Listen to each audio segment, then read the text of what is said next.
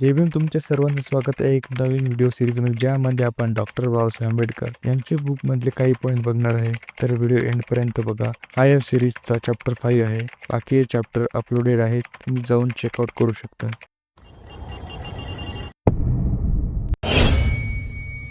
काहींनी जाती पद्धतीच्या समर्थनार्थ जीवनशास्त्राचा खंदक खोदला आहे. वंशवृद्धी व रक्तशुद्धी यांची जपणूक करणे हा जातीचा उद्देश होता, असे म्हटले जाते. आता शुद्ध वंशाची माणसे कुठेच अस्तित्वात नाहीत व जगातील सर्व भागांमध्ये सर्व वंशाचे मिश्रण झालेले आहे, असे मानव वंशशास्त्राचे मत आहे. ही गोष्ट भारतातील लोकांना विशेष करून लागू आहे. श्री D.R. भांडारकर यांनी त्यांच्या foreign elements Hindu population, Hindu लोकातील परकीय रक्तगट या शोध निबंधात असे म्हटले आहे की ज्यामध्ये परकीय वंश नसेल अशा भारतात क्वचितच एखाद्या वर्ग किंवा जात असू शकेल. राजपूत व मराठा यासारख्या योद्धा वर्गामध्येच परकीय रक्तांचे संमिश्रण झाले आहे असे नाही, तर सर्व परकीय घटकांपासून आपण मुक्त आहोत या गोड भ्रमात असलेल्या ब्राह्मणांमध्ये देखील झाले आहेत. वंशांचे मिश्रण टाळण्याचे एक साधन म्हणून किंवा रक्तशुद्धी टिकवून ठेवण्याचे एक साधन म्हणून जाती व्यवस्था निर्माण झाली असे म्हणता येऊ शकत नाही. जातींमधील भेद किंवा वंशामधील भेद घेऊन वेगवेगळ्या जाती हे जणू काय तितके अनेक वेगवेगळे वंश आहेत असे समजणे हा वस्तुस्थितीचा उघड विपर्यास आहे. पंजाबमधील ब्राह्मण व मद्रासमधील ब्राह्मण यांच्यामध्ये कसले वांशिक साम्य आहे? बंगालच्या अस्पृश्यामध्ये व मद्रासच्या अस्पृश्यामध्ये कसले वांशिक साम्य आहे? पंजाब ब्राह्मणामध्ये व पंजाब चांभारामध्ये मध्ये कोणते वांशिक फरक आहे? मद्रासच्या ब्राह्मणांमध्ये व मद्रासच्या पर्यायामध्ये कोणता वांशिक फरक आहे? पंजाबचा ब्राह्मण वांशिक दृष्ट्या पंजाबच्या चांभाराच्या वंशाचा आहे आणि मद्रासचा ब्राह्मण हा मद्रासच्या पर्यायाच्या वंशाचा त्याच वंशाचाच आहे. जाती पद्धती ही वांशिक विभाजनाची मर्यादा घालू देत नाही. जाती पद्धती हे एकाच वंशाच्या लोकांचे सामाजिक विभाजन आहे. तथापि जरी जाती पद्धती हे वांशिक विभाजन गृहीत धरले तरी कोणी असे विचारतील, वेगवेगळ्या जातींमधील आंतरजातीय विवाहाद्वारे भारतात जर वंशाचे व रक्ताचे मिश्रण घडू दिले तर काय नुकसान होऊ शकेल? माणूस हा इतर प्राण्यांपासून इतका प्रचंड स्वरूपात वेगळा ठरला आहे की त्यामुळे माणसे व प्राणी या दोन विभिन्न जाती आहेत असे विज्ञान मानते, यात शंकाच नाही. परंतु जे शास्त्रज्ञ वंशशुद्धीवर विश्वास ठेवतात ते शास्त्र देखील वेगवेगळे वंश हे माणसाच्या वेगवेगळ्या जाती घडवितात असे खात्रीपूर्वक सांगता येत नाही. जाती या एकाच मनुष्य जातीच्या केवळ विविधता आहेत, त्यामुळे त्या जाती आंतरप्रजोत्पादन करून प्रजोत्पादनास सक्षम संतती उत्पन्न करू शकतात. जाती पद्धतीच्या समर्थनार्थ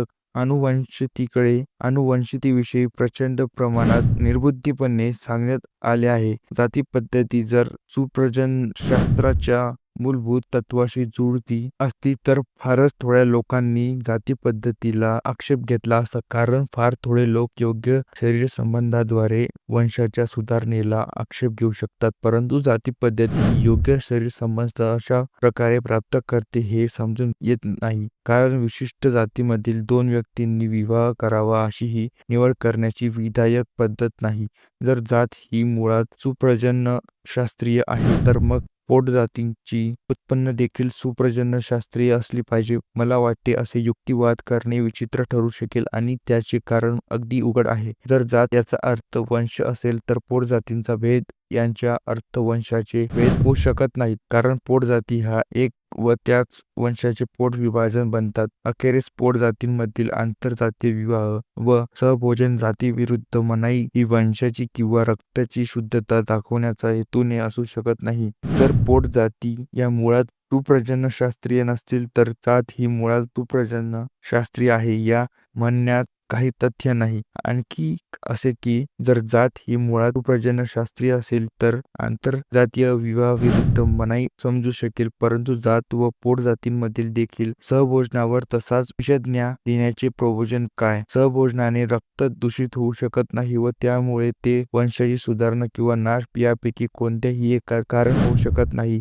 यावरून हे दर्शविले जाते की जातीचे कोणतेही शास्त्रीय मूळ नाही व तिला सुप्रजनशास्त्राचा आधार देऊ पाहत आहेत. ते उघड अशास्त्रीय असलेल्या विचाराचा आधार देण्याचे प्रयत्न करीत आहोत. आज देखील आनुवांशिकतेच्या नियमाबाबत स्पष्टपणे ज्ञान असल्याखेरीज सुप्रजनशास्त्र ही व्यावहारिक शक्यता बनू शकत नाही. प्रा. बेटसन हे त्यांच्या मेडल्स प्रिन्सिपल्स ऑफ हेरिडिटी या ग्रंथामध्ये म्हणतात, उच्चतर मानसिक गुण संचारच्या एखाद्या पद्धतीने मागून पुढे दिले जातात असे सुचविण्यास काही आधार नाही. ते आणि शारीरिक शक्तीचे अधिक लक्षणीय विकास हे दोन्ही कदाचित कोणत्या तरी एखाद्या जैविक मूलतत्वापासून असल्याऐवजी असंख्य घटकांच्या संयोगाचा परिणाम असणे हे अधिक संभवनीय आहे. जाती पद्धती ही मूलारंभापासून सुप्रजनशास्त्रीय होती असा युक्तिवाद करणे म्हणजे सांप्रतच्या हिंदूंच्या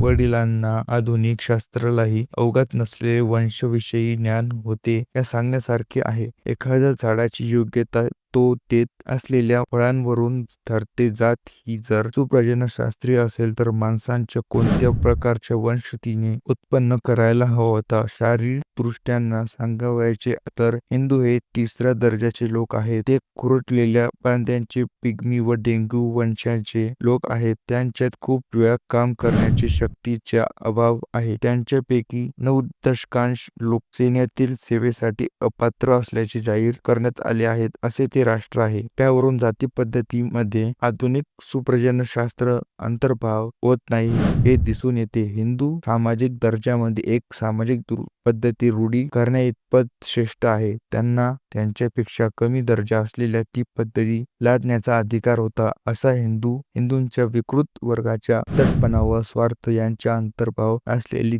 ती एक सामाजिक पद्धती आहे. व्हिडिओ आवडल्यास व्हिडिओला लाईक करा आणि अजून यासारखे व्हिडिओ बघण्यासाठी चॅनलला सबस्क्राईब नक्की करा. आणि तुम्हाला डॉक्टर बाबासाहेब आंबेडकर यांच्या बुकमधली अजून काही इन्फॉर्मेशन पाहिजे असेल तर कमेंटमध्ये नक्की सांगा. जय भीम.